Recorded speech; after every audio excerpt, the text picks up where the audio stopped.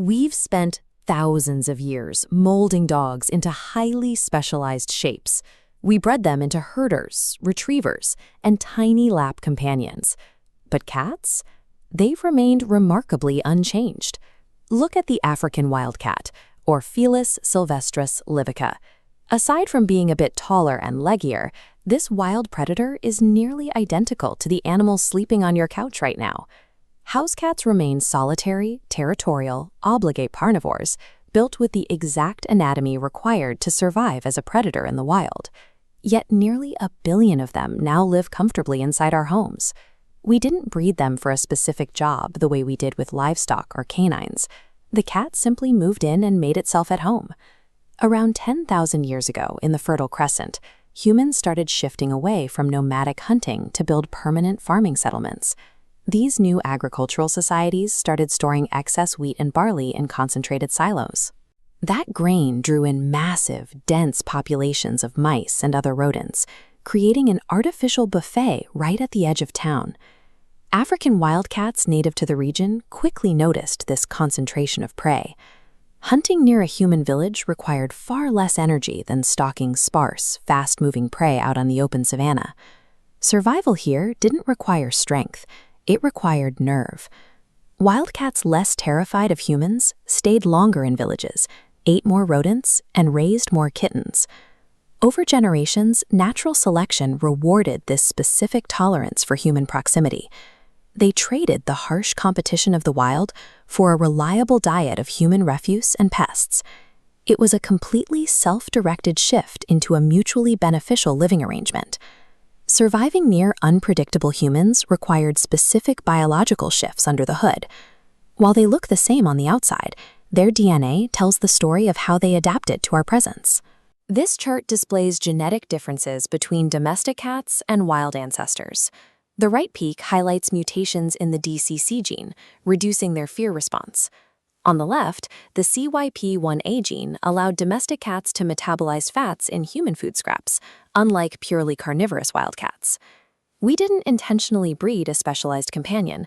The cats simply developed the biological hardware needed to digest our leftovers and stay calm in our chaotic settlements. To thrive alongside humans, cats also took advantage of how our brains are wired. They exhibit what biologists call neoteny, the physical retention of juvenile traits like large eyes and a compact face well into adulthood. They also carried kitten-specific behaviors into maturity. Actions like purring and kneading, which kittens use to stimulate milk production from their mothers, proved incredibly effective at coaxing humans into providing food and physical affection. And then there is the meow. Adult wildcats do not meow at each other. It's a sound strictly used by kittens. But domestic cats realized we respond to it. They evolved to meow at exact frequencies overlapping with a human infant's cry, triggering our deeply ingrained parental instincts. They secured shelter and endless meals by actively exploiting how we care for our own young. From the Middle East, cats boarded ships to protect cargo from rodents, spreading across trade routes. By 1500 BC, they became revered figures in ancient Egypt.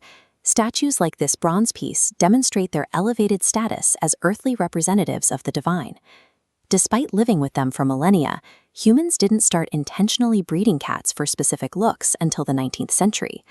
That's when we began selecting for aesthetic traits, giving rise to distinct breeds like the Siamese, and hosting the first organized cat shows. Even then, cats freely roamed inside and outside. It wasn't until the 1950s that the indoor-only cat became physically possible.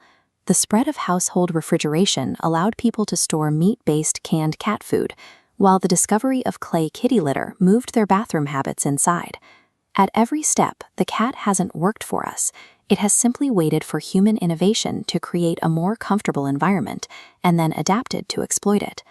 But outside our living rooms, the global population of free-roaming cats tells a different story. They operate with the exact same lethal precision and predatory drive as their wild ancestors.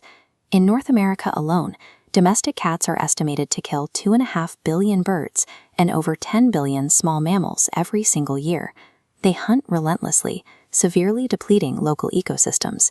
While many communities use trap-neuter return policies to manage feral populations, conservationists point out a difficult truth. When left outdoors, domestic cats act as a highly effective invasive species, and they have been directly linked to the extinction of over 60 animal species globally. We often think of our pets as products of human ingenuity, but we didn't build the cat. We are just providing room and board for an incredibly opportunistic predator, one that figured out exactly how to conquer the human world without ever sacrificing its own wild nature.